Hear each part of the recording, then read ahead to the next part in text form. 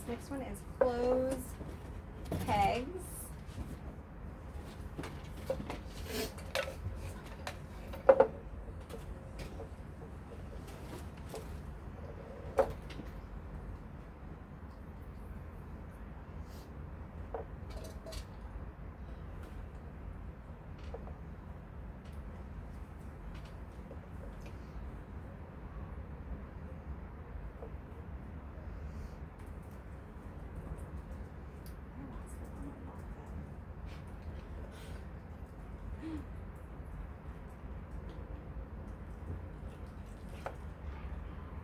Nice try.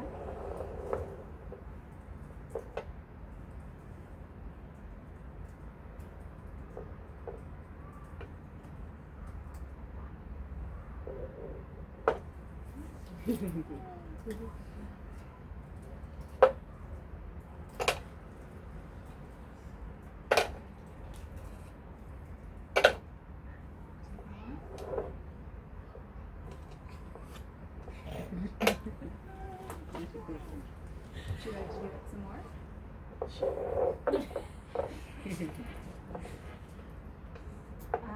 So the biggest difference between the way we demonstrate activities with infants and toddlers and the way we demonstrate activities with Children's House, partly this, yes, we don't show as much like physical excitement when a child does the activity to get them engaged. They usually don't need that much encouragement. They're just genuinely interested in the activity. The other difference is you would typically demonstrate the whole activity from start to finish and then let the child have an opportunity to do it with Children's House. Where in toddlers, you have to engage them throughout the activity to get them involved. So as they get older, so some of your 2-year-olds, you might be able to get to the point where you can do a full presentation with the child and then allow them to do it. Now, if you're giving them, like, if I have a student that I know would be able to sit and see the whole presentation first, but wants to get into it, would I say something like first Miss Hannah, then Logan, or would I allow him to I think you could try that.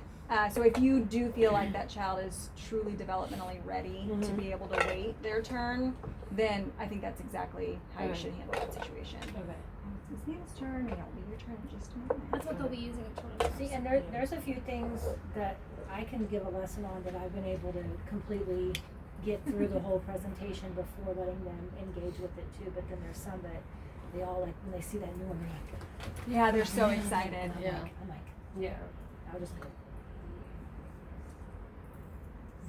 Yes. So if you can get them to sit through it, that's fine, but we also don't want them to get to the point where they get upset or Right. disinterested in the activity because you make them wait too long. And You can so, kind of cater to each child, like whatever Exactly. child. Doesn't Like have the to be. Ambucar boxes, those ones they will sit through completely. But like when Pink Tower, Brown Stairs, like If the it's a ones where longer it's like an actual presentation. process where you have to go and grab each one, yes. that's where it's like, so I'll grab one and then I'll say like I'll whisper like,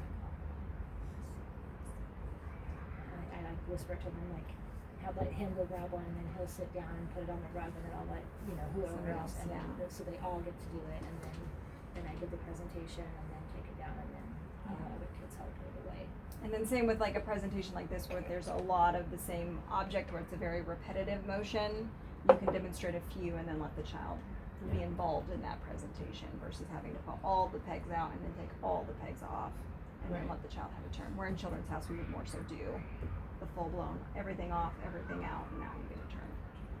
Is it okay to put like lines, like if I have a basket stuff, like to put actual like little black lines kind of showing where for them to put it, or should it not be on there at all, just and we can put it on wherever? Like to show Like if there's a 8, spot like right if there there's for 8 that of them and supposed they're to like, go. yeah, there's a spot where it's supposed to go. and stuff, Yeah, and just do so it I think that that's way. part of isolation of difficulty. I think that that's an extra step that would be almost more along the lines of a math component of one-to-one correspondence, Okay. where you recognize that there's one object that goes on that particular spot.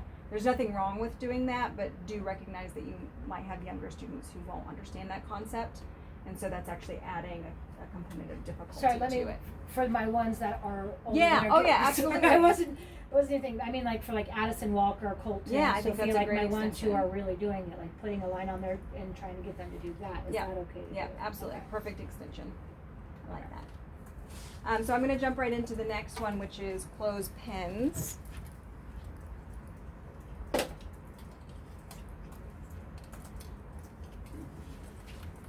So very similar exercise. Difference here is we're working on more of the squeeze release pincer grasp, where in the previous one we're just working on pincer grasp with hand-eye coordination.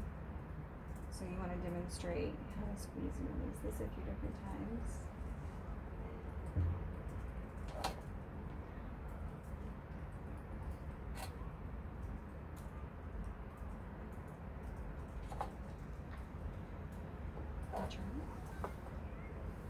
And these are not the most ideal clothespins for a younger child, primarily because they can break pretty easily if you get off the edges at all.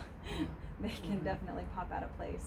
So we found some over time that work better. I think the plastic ones work better. Like I was gonna say, like those big, like the fat plastic, like chip clip. I call them chip clips. That's what I use. Yeah. Yeah. What age do you start that one? So all of this is really variant. You can do this if you have any toddlers that are really good with their squeeze release, or who you think are ready to start working on that if you have the appropriate kind of. I think it's more so age based on the type of clothespin it is, Right. or chip clip. Right. Okay. Because there are some that are definitely easier than others.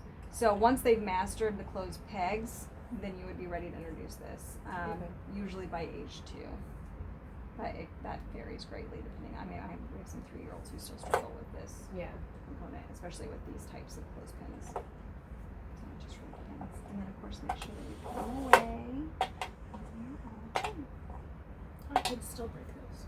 Yeah, some of them will just take them just to break them. Yeah. They realize how they can just like Yeah. come apart. Yeah. They're like, all right, this is how we do that. Yep.